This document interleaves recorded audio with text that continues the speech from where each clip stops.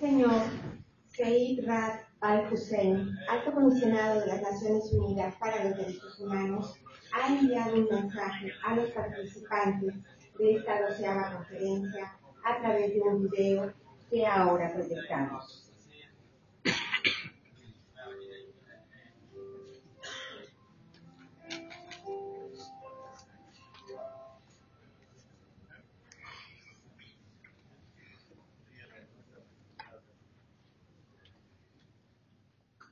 Distinguished chairpersons, representatives of national human rights institutions, excellencies, colleagues and friends, it is a great pleasure to address the 12th International Conference of the National Human Rights Institutions, and I thank the National Human Rights Commission of Mexico for organizing what promises to be a fascinating conference, and I regret that I am unable to join you in this lovely Yucatan capital.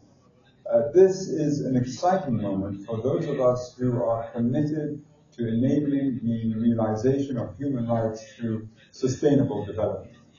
Today's event will be among the first discussions of implementation to follow the launch of the Agenda for Sustainable Development 2 weeks ago. That agenda has the ambition to transform the world.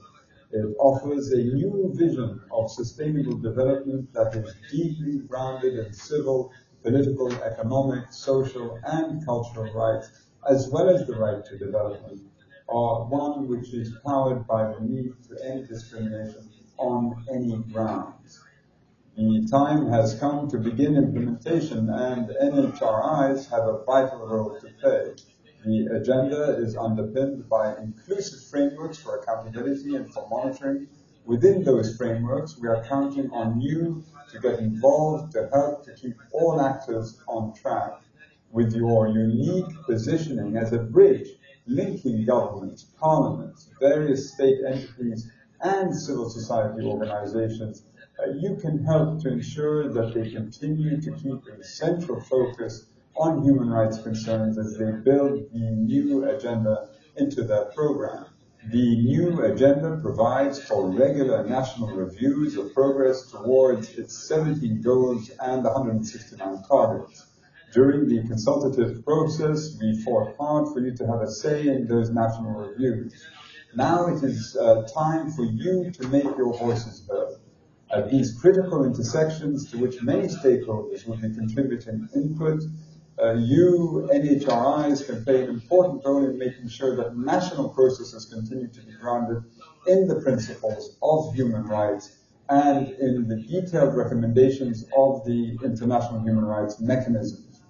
By ensuring that a human rights-based approach is effectively applied in national level reviews, you can contribute to strengthening the accountability of state actors and others. This is the level at which the SDGs will have most meaning in people's lives, and your inputs will be a key factor in maintaining a strong framework for accountability between governments and the people they serve.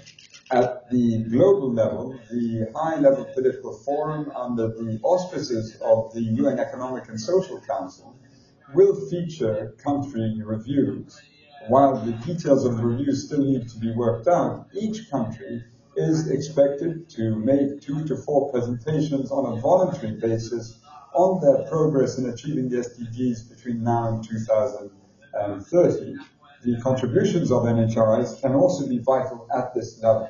The global country reviews will be another opportunity for NHRIs to ensure that human rights concerns are integrated into national programs as part of their now widely recognized role in promoting the implementation of human rights norms at national level. But NHRIs are also uniquely positioned to provide the United Nations with evidence-based information and insight on human rights situations on the ground, including your submissions to the treaty bodies and the Human Rights Council special procedures and universal periodic review.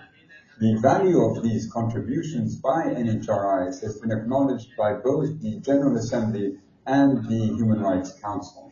with a new agenda that has human rights at its heart.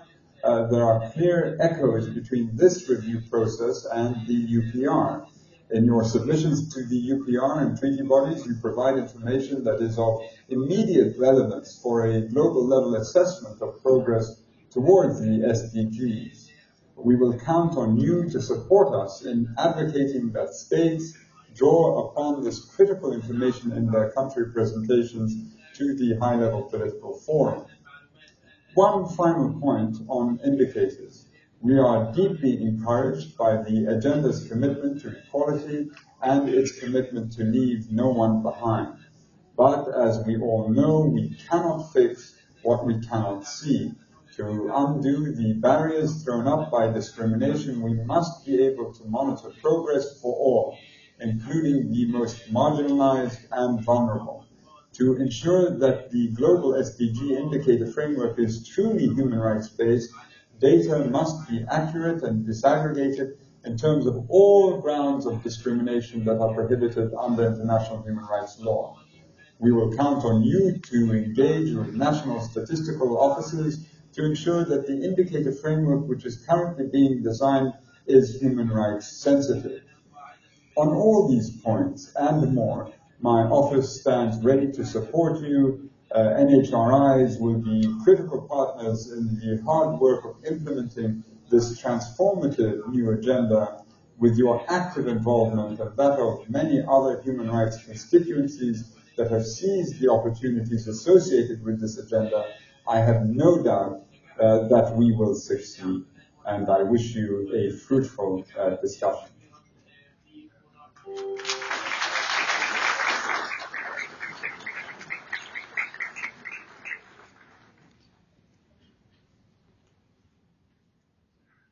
La doctora Marcia de Castro, representante residente del gobierno de Bolivia, de Mongolia.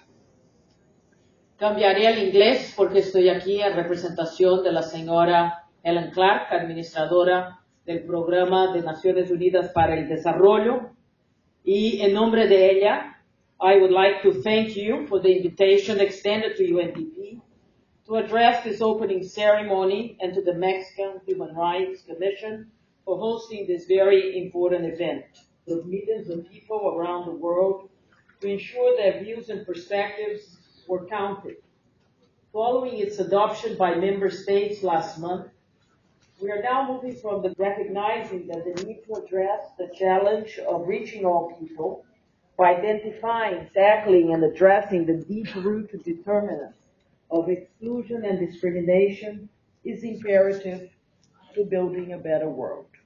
Important on accountability and requires that governments and development actors alike pay much more attention to the need for better quality and accessible data and knowledge, and to engage people, groups, and actors from all walks of life in implementing and monitoring the Sustainable